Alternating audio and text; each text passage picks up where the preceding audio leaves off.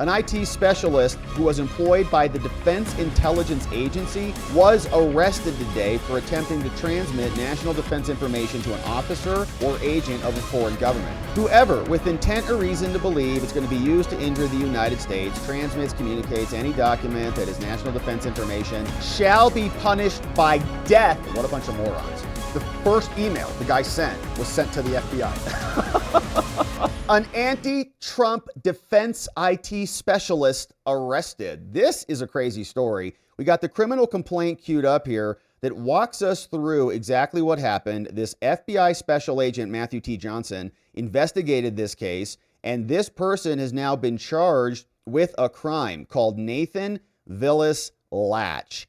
And what happened was he had top secret security clearance and was writing down notes, shoving them in his socks, taking them out of the building, sending them to a friendly foreign country, don't know what country that is, and then asking them for citizenship and relocation, all because he's unhappy with what the Trump administration is doing. So here was the press release over on Thursday from the DOJ, and Kash Patel also shared this as well, saying that an IT specialist who was employed by the Defense Intelligence Agency was arrested today for attempting to transmit national defense information to an officer or agent of a foreign government. And it's a friendly foreign government. They don't tell us who, but which one. We're going to go through the court documents, but this guy's 28, was arrested in Alexandria, Virginia, going to make his initial appearance in court. Multiple communications with an FBI agent, and a criminal complaint has now been filed. You can see here is what the actual complaint has charged him with. It is 1 count,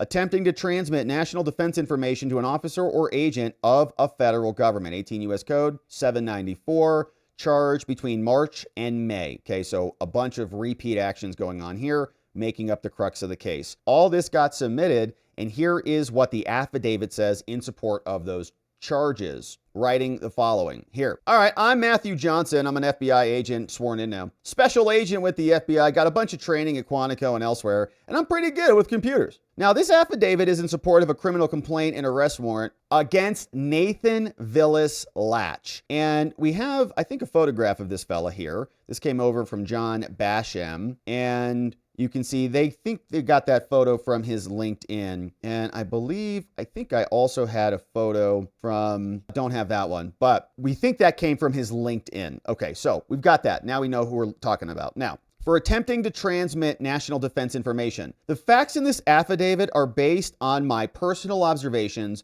my training and experience. It's just an affidavit, so it's just kind of rough. Now, here's the charge. Whoever, with intent or reason to believe it's going to be used to injure the United States, transmits, communicates any document that is national defense information shall be punished by death or by imprisonment for any term of years or for life is this charge, okay? Death penalty charge or life in prison charge. Guy's 28 years old, had a little TDS meltdown, or maybe he's a foreign spy, who really knows, but now potentially life in prison. Under Executive Order 13526, information is classified when it could result in damage to national security, and you're not allowed to disclose any confidential, secret, or top secret info. SCI means sensitive compartmented information, and to date, the FBI has revealed that Latch, a current employee of the Defense Intelligence Agency, has passed and continues to attempt to pass classified information relating to national defense info of the United States to individuals that he believes are agents or officers of a foreign government, hereafter called Country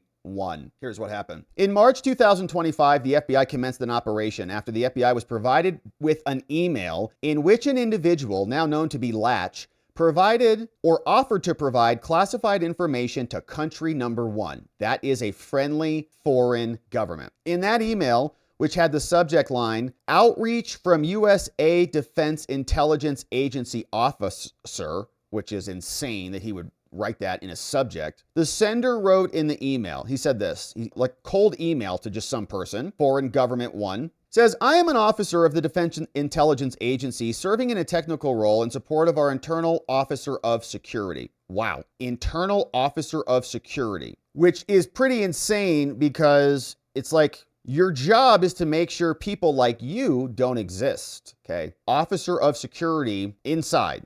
The recent actions of the current administration, Trump, he says in this email, are extremely disturbing to me, ... I do not agree or align with the values of this administration and intend to act to support the values that the United States at one time stood for. So who is he sending that to, right? Who are friendly governments that come to mind? Obviously Israel, obviously Ukraine. You might have some other foreign countries that are in close proximity to the Ukrainian conflict. Could it be Germany, France, England? Could it be a Middle Eastern country that Trump was just at? But if Trump was friendly with the Middle Eastern countries, like if he's over meeting with Qatar and the Saudis and everybody, like, is this guy going to align with their values? What values is he aligning with? I don't know. Now, to this end, I'm willing to share classified information that I have access to as the internal security chief, which are completed intelligence products, some unprocessed intelligence, and other assorted classified documentation. Wild. The email was sent to an email account associated with Country One. The user of the email account, called Email Account One, also wrote that he had intimate knowledge of how the DIA tracks and monitors user activity. He says, I got a lot. So there's probably more to that message. Like, they just gave us an excerpt here. Give us the full email, huh? Yeah. He also wrote intimate knowledge of how the DIA tracks and monitors user activity. So to communicate further, the sender also provided Country One with a username to an encrypted messaging application called the messaging application, probably Signal or Telegram or one of those, that he could use to contact him. Says, okay, we're not going to email anymore. This is more secure. Email Account One user, in this case, Latch, says the user also attaches copies of the front and back of 2 U.S. government ID cards, which the email account user said were images of the badges that I use to enter the workspaces, and this is my information removed. So my names are not on here, but I got access. Now, based on my training and experience, so maybe this dude set up this email thinking it was a burner email, right? It's like, I'm just going to send this from a burner account, so it's totally non-traceable back to him. You got to imagine he's thinking that, right? At least. He's not just sending a cold email. I got to imagine. Because he's kind of sounding like he's kind of smart now with what he's saying. So it's not just some rando person who's just firing off an email like, hey, come talk to me from his personal email account, right? He's probably got a burner set up, maybe VPNs,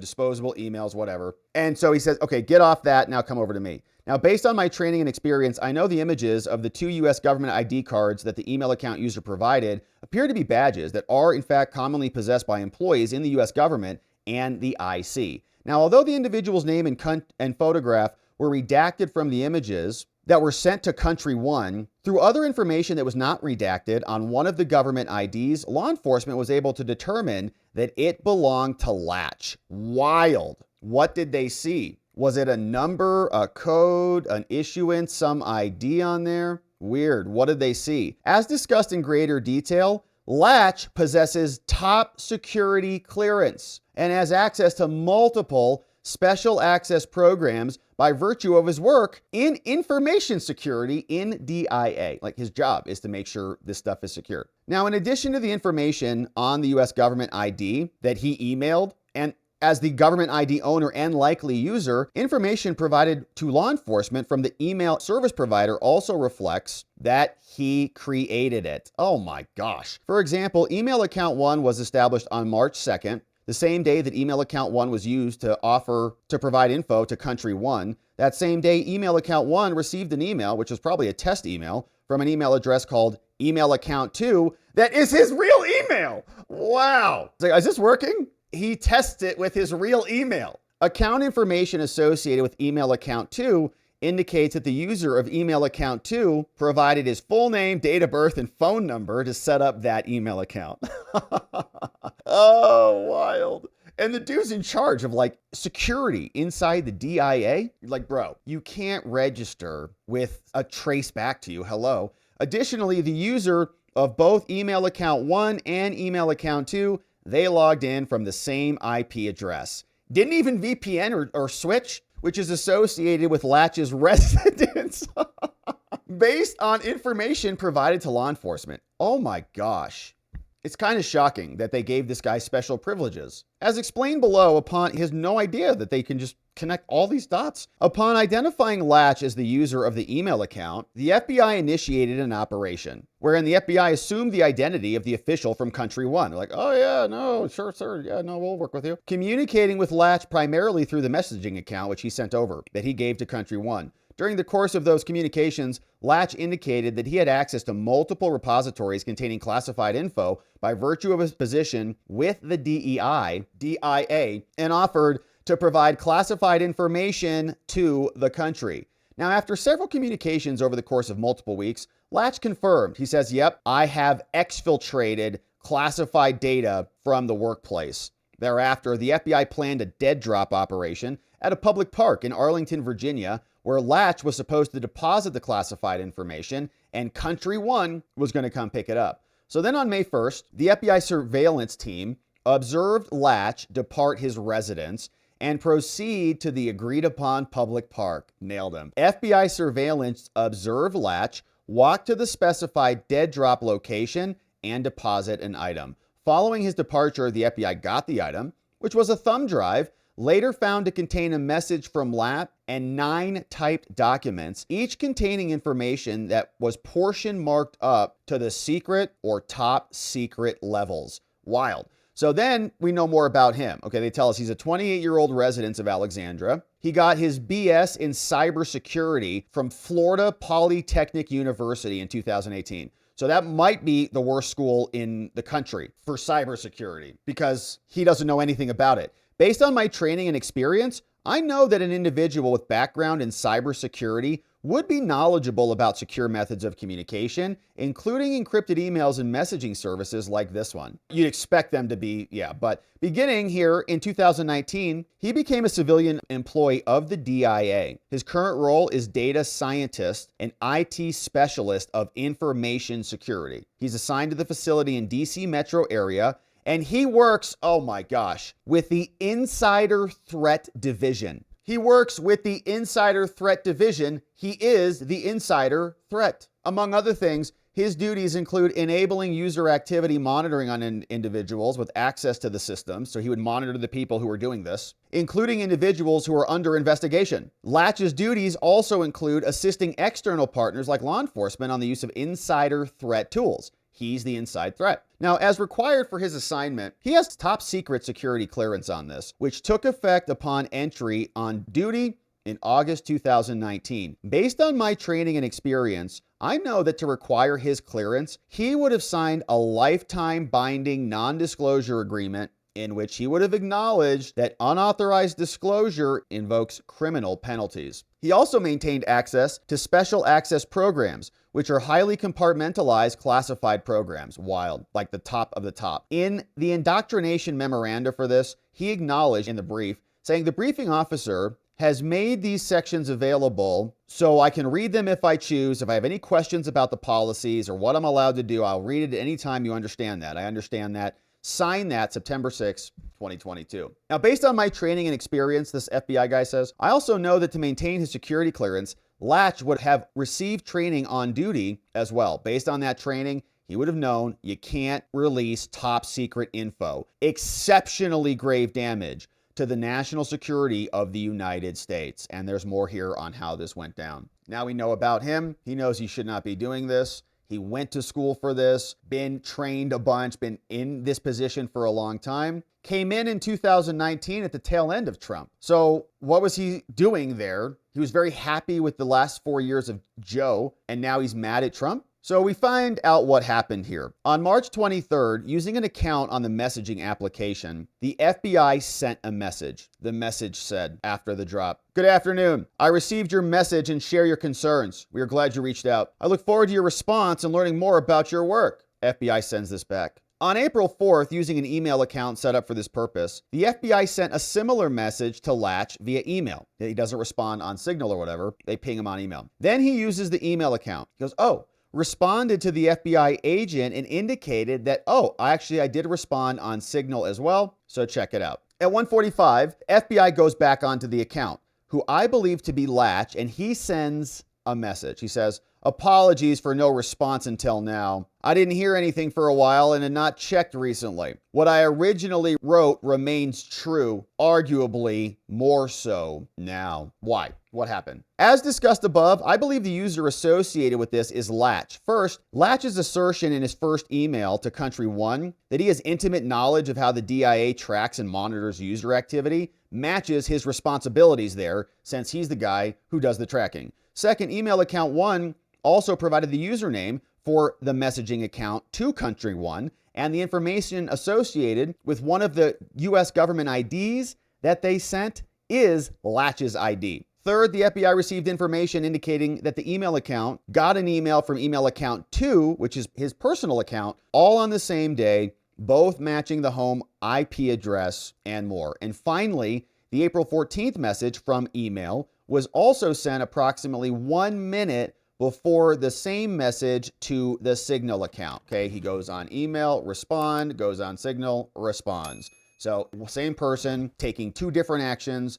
Both actions might independently finger the dude, but in conjunction, it's him. After receiving Latch's response on April 17th, FBI agent responded on the messaging account, expressing concern to Latch about security and requesting the details about the type of information that you might have. Now, 2 hours after getting that message, Latch responded. He says, well, here's what I have among other things. Okay, they're only giving us a snippet of this. He says he possesses a top secret SCI clearance, which allows him to access a significant amount of information and finished products. Also tells him he has access to multiple classified systems. Says 3, the intelligence he has access to covers multiple categories. And 4, he would need to copy things manually, which would somewhat limit what he could provide. Latch went on to say he could nevertheless provide several products per day. Then in conclusion, he wrote, I've given a lot of thought to this before any outreach, and despite the risks, the calculus has not changed. I do not see the trajectory of things changing and do not think it is appropriate or right to do nothing when I am in this position. Okay, so this dude thinks he's like, I guess, being a little Edward Snowden or something. Now, on April 18th, the FBI agent again emphasized concerns about security. They said, hey, we're a little freaked out about security. They're playing the role here. Says there is much to do together. So then 4 hours later, Latch responded and provided a significant amount of detail on the monitoring and auditing capabilities of the DIA and other government agencies, including the use of specific programs and how those programs work. He says, don't worry about security. I know everything. Here, look. Based on my training and experience in counterintelligence and discussions with DIA officials, it appears that certain details that Latch provided to the FBI agent are likely classified. Okay, even like the internal operations that he's dumping out, classified. So then Latch proposed to copy classified materials by hand. I can't take the files out, but I'll just write it on paper. He explained that the majority of the products are text only anyways, or in text grids or charts that aren't difficult to copy fully, and that he could therefore copy them, recreate them electronically, and distribute them to you or an otherwise determined method, right? He's like typing this all up like a proposal. On April 22nd, the FBI agent agreed with Latch. He says, all right, we've decided. Manually copy and exfiltrate that classified data. That's going to be the best way to proceed. FBI agent also asked Latch if he was able to access the Washington, D.C. region. 8 minutes after getting that message, Latch confirmed. He says, yeah, I live in Washington, D.C. I live 15 minutes from the city. On April 27th, the FBI agent, Latch still thought this dude was country number 1. He said, hey, can you give us a sample of the classified information that you have access to? We want to review this and authenticate it before we figure out what to do with you next. FBI agent advised that instructions on where to leave the information would be sent later. Approximately 25 minutes after getting the FBI message, Latch responded. He said, yeah, I expected this would be coming at some point. Understood, and will accommodate. I will use my personal computer to digitize what I collect. He stated that he would have the information ready about 3 to 4 days later. So during the course of the investigation into Latch, DIA video monitoring in Latch's workplace allowed them to watch him.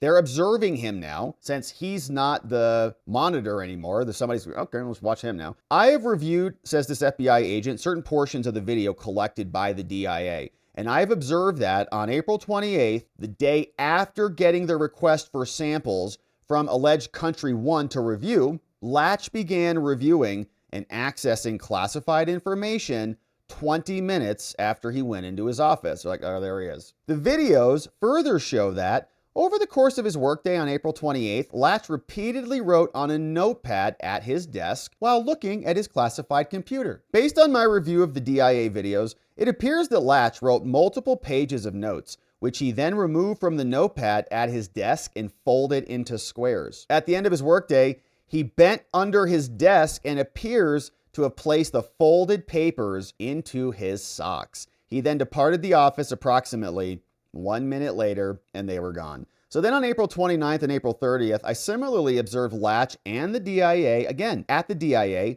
accessing classified information on his classified system. Again, he wrote notes on a notepad, looking at the computer. On April 29th, he transcribed the info, removed multiple pages from the notepad, folded it into squares, placed them in his socks, and left for the day. On April 30th, then, a DIA employee who was monitoring the video in real time observed Latch place multiple notebook pages at the bottom compartment of his lunchbox. I have also observed photographs of Latch departing the DIA office with what appears to be the same lunchbox later that day. Now, on multiple occasions, Latch was observed attempting to hide his notebook when coworkers passed by his desk. Like, shouldn't have a notebook out when you're reading classified documents, okay? On April 30th, 3 hours after leaving work, Latch sent a message to the FBI agent. He says, "Good afternoon. I have completed gathering the requested products and the drive is ready for top off. There will be 9 in total. Assuming the timing remains for tomorrow, it will be feasible." Later that day, FBI agent provided information to the user of the messaging account on how to complete the dead drop. The agent told Latch to proceed to a park in Arlington for specific instructions where he could place the drive that he had stolen and exfiltrated. Latch responded 30 minutes later and stated, "Understood. I'll let you know when it's done." Then on April 30th at 5:36 p.m., 2 minutes after Latch sent a message to the FBI agent, FBI surveillance observed Latch departing his residence. Got him. He then arrived in the vicinity of the dead drop location at the specified Arlington Park 20 minutes later, and he was observed viewing a map of the park. Then the next day, on May 1, FBI surveillance team again observed Latch departing his residence, 12:36 around noon. He then proceeded to the park. They watched Latch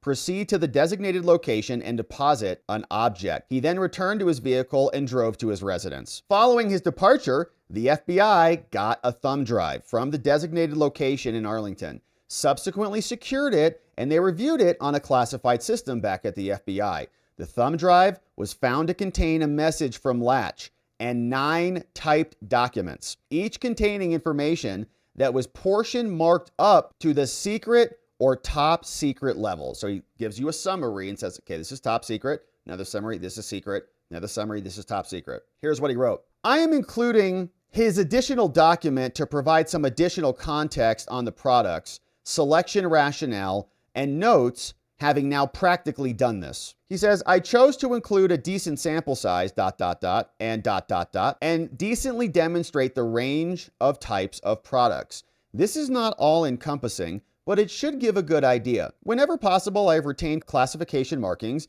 This in general applies to the formatting, bolding, italics, etc., which I have tried to preserve for accuracy. This does not extend to the original font size or visual embellishments that are sometimes used in original documents. There was no direction provided on topics of interest, so I selected them partially based on assumed interest. Based on the country, I have, to the best of my ability, attempted to copy the products by hand, but I cannot guarantee that every single word is completely correct. If there are any mistakes, there would be a basic word or two, and nothing that would alter the content or the meaning of the product. Now, as anticipated, the process of manually copying by hand will be time intensive. Many of the provided products took around 40 to 60 minutes to fully complete, and often 2 full pages of notebook paper per product. I did not choose products which were significantly longer than what I've noted as a, quote, standard length. Now, as Latch specified in his cover note, each of the documents on the thumb drive contained classification markings. The FBI subsequently sought OCA reviews at 1 or more U.S. government agencies, and the reviews confirmed that 8 of the 9 documents contained on the thumb drive were properly classified as top secret and contained sensitive compartmented information. Okay, 8 of 9. So that means like 1 may have just been regular classified. The guy got the good stuff. On one of those documents, which is classified top secret, SCI reflected sensitive methods of intelligence collection, intelligence related to foreign military exercises, and analysis of the impact of those military exercises, okay? So I think that eliminates most of the European countries. So France, Germany, England, I think we take out of there the UK. I think that leaves it's Ukraine or Israel. Intelligence related to foreign military exercises, like this could be Russia stuff. This could be Iran, nuclear stuff, like nuclear capability stuff. Could be China, sending it to China, but China is excluded because China's not a friendly government. China, Russia, Iran, they're all excluded because it's not a friendly government. So Latch requests citizenship from country one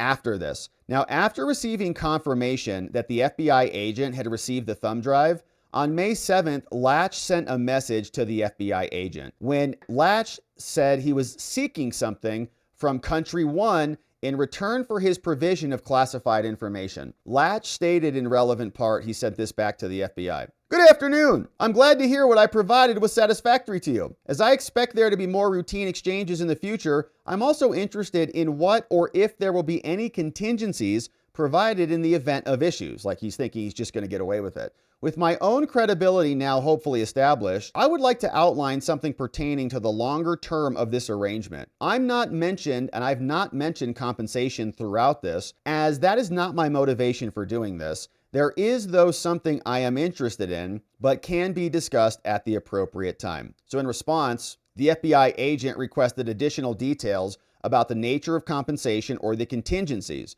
May 8th, Latch responded. He said, actually, I'm interested in citizenship for your country because I don't expect things to improve here in the long term, even in the event that there is a change in the future. So then that leads me to believe that it's not Ukraine, because if it's Ukraine, do you want to go be a citizen of Ukraine over there? So just by the process of elimination, I think it's probably Israel. Accordingly, Latch said he wanted to pursue an alternative despite the clear challenges that would come with it. Now, although he said he was not opposed to other compensation, he was not in a position where he needed to seek material compensation. In conclusion, Latch said that they would reply later with more thoughts on contingencies and said, yeah, we could outline things based on my understanding of how the DIA conducts internal investigations, and I'll elaborate soon. So then on May 10th, Latch provided the FBI with additional information on how internal investigations are initiated and managed there based on his role working with the Office of Security to investigate insider threats. He also explained how he would avoid internal monitoring and stated, it will not be easy for them. For example, to open a case on me without my knowledge, since my permissions to see that would need to be changed and I'd notice. He's like, the system, like they can't kick me out. He further discussed the stupid mistakes others make when cases are opened on them and said these mistakes should not be too difficult for me to avoid. Hysterical. Absolutely hysterical, as he sent emails connecting him to his home IP and his personal email address. Hysterical. What a bunch of morons. The first email the guy sent was sent to the FBI. But it shows you the level of arrogance that he has even inside the agency. Like the agency must just be such a dead, you just walk in there like it's so boring. Nothing happens. No one's paying attention to anything. It's a bunch of government worker automaton drones in there. It's like, no one's going to find me for anything. Yeah, didn't work out. On May 14th, the FBI advised Latch that it was prepared to receive additional classified information. The FBI agent stated that to maximize efficiency and impact, I'll provide you topics on which to focus your efforts. Topics will become more specific depending on the reports provided. FBI agent also provided Latch with 3 high-level topics for Latch to focus on. Latch responded the same day, says, oh yeah, understood. I'll begin to work with these topics of focus. Said they'd be ready to transmit by the next week, May 26. So then the next day, May 15th, approximately 15 minutes after entering his workstation, DIA again captured him, reviewing classified information at his workstation. Over the course of 7 hours, he transcribed multiple pages of notes. They just let him work. They just let him go. Yeah, let him go. Yeah, let him go. 7 hours. Yeah, don't even check on him. Just stay away from Latch today, okay? He then folded all of this, transcribed multiple pages. He then folded multiple pages of notes and again appeared to have placed the notes in his socks. He departed his desk 3 minutes later. Between the 16th and the 27th, he was repeatedly observed transcribing multiple pages while logged into his classified system. Each day at the end of the day, he took the notes, shoved them in his socks, and left. So then on May 23rd, the FBI agent from Country 1 advised Latch that it would be prepared to receive additional classified information the following week. Latch responded, yep, nothing has changed on my end. I've been collecting on the requested topics. Next week is still good for me. When the FBI later suggested that Latch be prepared to transmit the info on Thursday, he says, yeah, that can be done. And so, based on all of this, FBI Special Agent Matthew T. Johnson did some great work, says, based on the foregoing, there is probable cause to believe that between March 2nd and May 28th in Arlington, he attempted to transmit national defense information to a foreign government and is now arrested and facing life in prison because he's so mad about Trump.